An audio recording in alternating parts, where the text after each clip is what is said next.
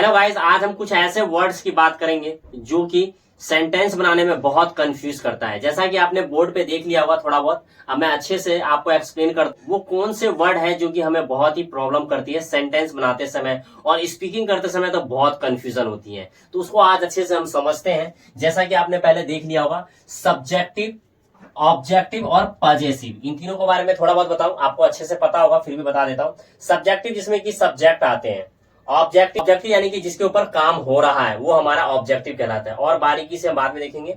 और पजेसिव जब भी आपको अधिकार दिखाना हो। अब हम थोड़ा सा वापसी आते हैं इसके ऊपर। जैसे कि सब्जेक्टिव में क्या है, हिंदी देखो मैंने यहाँ पे लिख रखा है कि आई का जो हिंदी है वो 3 तरीके का होता है।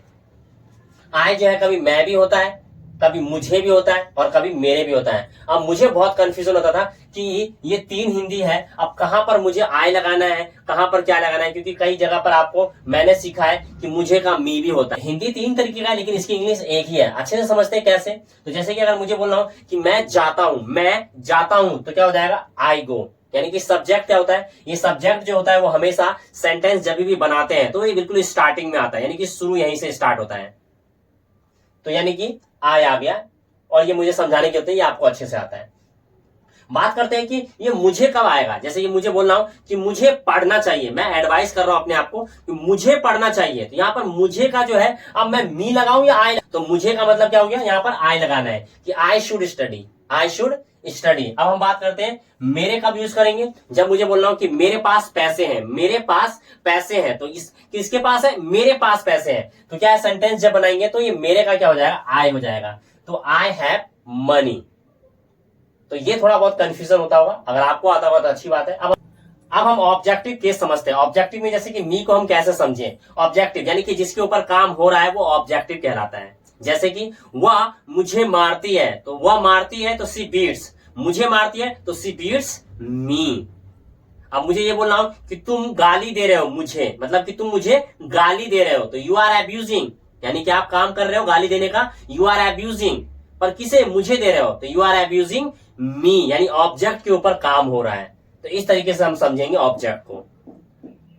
और बाकी मैंने लिख ही दिया है कि यू का ऑब्जेक्ट क्या होता है, यू रहेगा, और वी का ऑब्जेक्ट क्या हो जाएगा, अस हो जाएगा, और दे का ऑब्जेक्ट दैम हो जाएगा, और सी का ऑब्जेक्ट हर हो जाएगा, और ही का ऑब्जेक्ट हिम हो जाएगा। अब हम बात करते हैं पजेसिव।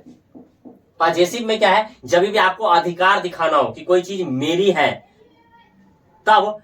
तब आपको क्या दिखाना है कि जैसे मेरी है, तब जो आई जो है वो क्या बोलेगा आई ऐसा करके आई नहीं आएगा, वहां पर क्या आएगा, यूज माई आएगा। जैसा कि मैंने लिख रखा है, आई जो जब भी अधिकार दिखाएगा तो वो ना तो आई लगाएगा ना मी लगाएगा, वो लगाएगा माई। अगर जैसे मुझे बोल रहा हूं कि ये मेरा मार्कर है, तो दिस इज माई मार्कर।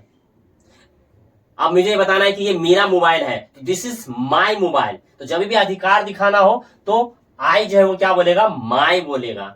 इसी तरीके से मैंने नीचे लिख रखा है कि यू क्या करेगा, योर बोलेगा। ये तुम्हारा घर है, दिस इज योर होम।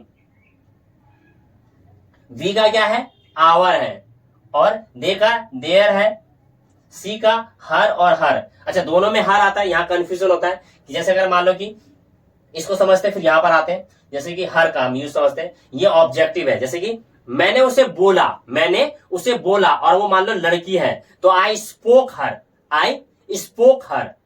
मैंने बोला, आई स्पोक, किसको बोला, हर, यानी लड़की को बोला, आई स्पोक हर। लेकिन अगर मान लो, ये तो समझ में आ गया ऑब्जेक्टिव है। अब इसको कैसे समझे, अब मुझे समझना हो कि लड़की का नाम क्या है, तो व्हाट इज हर नेम, यानी उसका नाम, यानी हर नेम, उसका नाम हर नेम। जब प्रैक्टिस करेंगे आपको अच्छे समझ में आ जाएगा। वैसे ही का क्या हो जाएगा, अगर हम पजेसिव की बात करें, हीज हो जाएगा, यानी उसका नाम, हिज नेम। लड़का होगा तो हिज नेम। इसी तरीके से प्रैक्टिस करेंगे, आपको अच्छे से समझ में आ जाएगा।